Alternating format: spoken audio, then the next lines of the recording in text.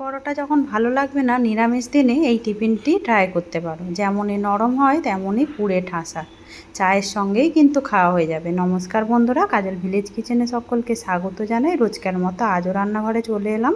আজকের রেসিপি প্রথম থেকে লাস্ট পর্যন্ত দেখতে থাকো।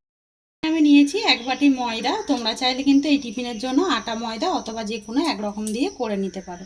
সমস্ত ময়দাটাকে আমি একটা থালার মধ্যে নিয়ে নিলাম। ময়দার মধ্যে দিয়ে দেবো স্বাদ মতো লবণ বা মাপ মতো লবণ, আর দিয়ে দেবো আমি এখানে অল্প একটু চিনি, এটা সুন্দর একটা টেস্টের জন্য দিয়ে দিলাম চিনি। এবারে দেব 1 চামচের মতো সাদা তেল। 1 বাটি ময়দা নিয়েছি, 1 চামচ দিয়ে দিলাম সাদা তেল। দিয়ে সমস্ত উপকরণগুলোকে খুব ভালো করে একটু মিশিয়ে নেব।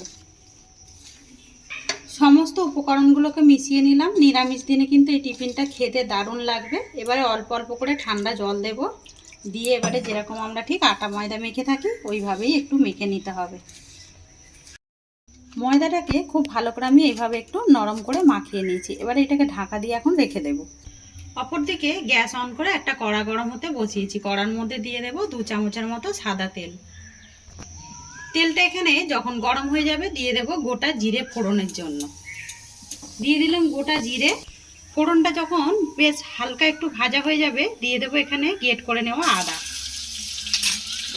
আদাটাকে দিয়েও তেলের সঙ্গে একটু ভেজে নেব যাতে করে কাঁচা গন্ধটা চলে যায়। অপরদিকে একটা আলু আর একটা গাজরকে আমি এইভাবে গ্রেট করে নিয়েছি ছোট গ্রেটারের সাহায্যে। এই গ্রেট করে নেওয়া আলুটাকে খুব ভালো করে আমি কেটে ধুয়ে পরিষ্কার করে একদম 3 থেকে 4 বার জল পাল্টে পাল্টে ধুয়ে রেখেছি।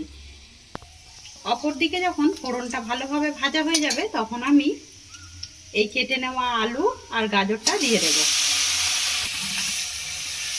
দিয়ে এবারে ফোড়নের সঙ্গে একটু মিশিয়ে নেব আগে। এতে করে কিন্তু নিরামিষ দিনে টিফিনের টেস্টটা কিন্তু দারুণ আসবে।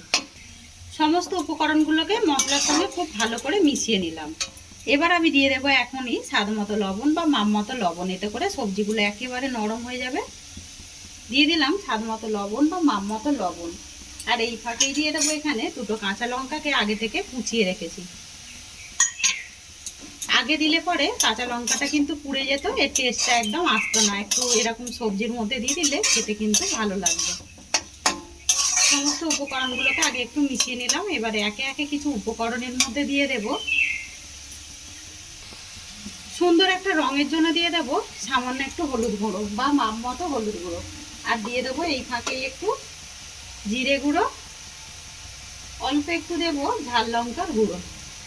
একটু ঝাল ঝাল হলে খেতে ভালো লাগবে। এবারে সমস্ত উপকরণগুলোকে খুব ভালো করে মিশিয়ে নেব। তোমাদের কাছে যদি ম্যাগি মশলা থাকে তাহলে কিন্তু এই ক্ষেত্রে দিয়ে দিলেও হবে। সমস্ত উপকরণগুলোকে খুব ভালো করে একটু মিশিয়ে নিলাম। সমস্ত উপকরণগুলো বেশ মশলার সঙ্গে খুব ভালো করে মিশিয়ে নিলাম। এবারে লো টু মিডিয়ামের মাঝামাঝি রেখে গ্যাসটাকে আস্তে রেখে আমি একটু ঢাকা দিয়ে দেবো 2 মিনিটের জন্য।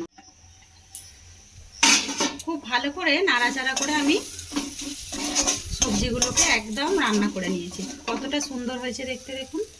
খেতে কিন্তু আরও বেশি দারুণ হয়। এরকম নিরামিষ দিনে তোমরা চাইলে তোমাদের পছন্দ মতো সবজি দিয়েও কিন্তু একটা পুরো রেডি করে নিতে পারো। এই ফাঁকে এবারে গ্যাসটাকে অফ করে দিয়ে একটু ঠান্ডা করে নেব। এইদিকে ময়দাটা বেশ ঢাকা দিয়ে রেখেছিলাম। ময়দাটা কতটা নরম হয়ে গেছে, আর একটু হাত দিয়ে একটু মাখিয়ে নেব। এবারে ছোট ছোট করে আমি লেচি কেটে নেব, যেরকম ঠিক আমরা লুচি করে থাকি তার থেকে একটু বড় সাইজের। লেচিগুলোকে গোল করে নিয়ে একেবারেই ফিরে এলাম। অপরদিকে একটা চাকি বেলনার মধ্যে অল্প করে একটু ময়দা ছিটিয়ে দিয়েছি।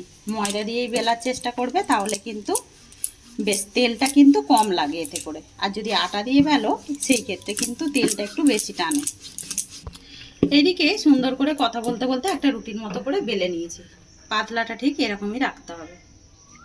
এবারে যে পুরটা রেডি করেছিলাম ঠিক মাঝ বরাবর আমি দিয়ে দেব। দিয়ে একটু চারিদিকে দিয়ে দেব। একটু বেশি করেই পুরটা দেবো, এতে করে কিন্তু টিফিনের টেস্টটা দারুণ আসবে। সমান করে দিয়ে দিয়েছি। এবারে ধার থেকে একটু জল দিয়ে দেব। এটা কিন্তু আঠার কাজ করবে।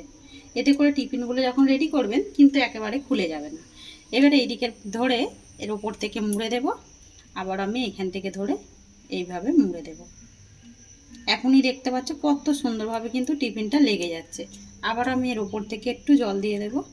জল দিয়ে এটাকে এইভাবে ফোল্ড করে মুড়ে দেব।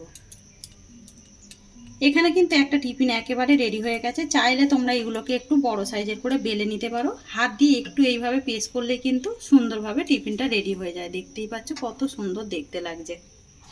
গ্যাস অন করে একটা তাওয়া গরম হতে বসিয়ে দিয়েছি। আমি যে রুটিটাকে বেলে রেখেছিলাম, এই যে মোড়া সাইডটা আমি নিচের দিকে দেব, দিয়ে উল্টে পাল্টে আগে একটু ভেজে নেব। রুটিটা বেশ সুন্দর করে ভেজে নিয়েছি। এবার আমি এর মধ্যে দিয়ে দেব 1 চামচ সাদা তেল। সাদা তেলটা দিয়ে এইভাবে আবারও আমি উল্টে পাল্টে একটা সুন্দর রং আসা পর্যন্ত ভেজে নিতে হবে। আর দেখতেই পাচ্ছ টিফিনগুলো কিন্তু কতটা সুন্দরভাবে ফুলছে। টিফিনগুলো যেমনই খেতে সুন্দর লাগে, নিরামিষ দিনে না ভেবে তেমন কিন্তু তৈরি করতেও খুব বেশিক্ষণ সময় লাগে না।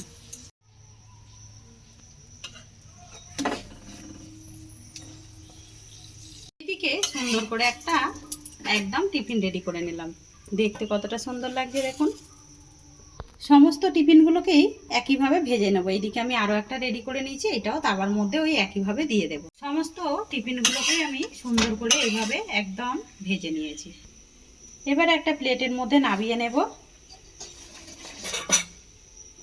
তো পুর ভরা টিফিনগুলোকেই রেডি করে নিয়েছি। কতটা সহজে আর কতটা কম উপকরণ দিয়ে কিন্তু এরকম একটা নরম তুলতুলে পুর ভরা রেসিপি একদম সহজেই হয়ে যায়। তো আজকের রেসিপি আপনাদের কীরকম লাগলো অতি অবশ্যই কমেন্ট করে জানাবেন। যদি ভালো লেগে থাকে একটা লাইক করে দিয়ে এইভাবে আমার পাশে থাকবেন, আমাকে সাপোর্ট করবেন।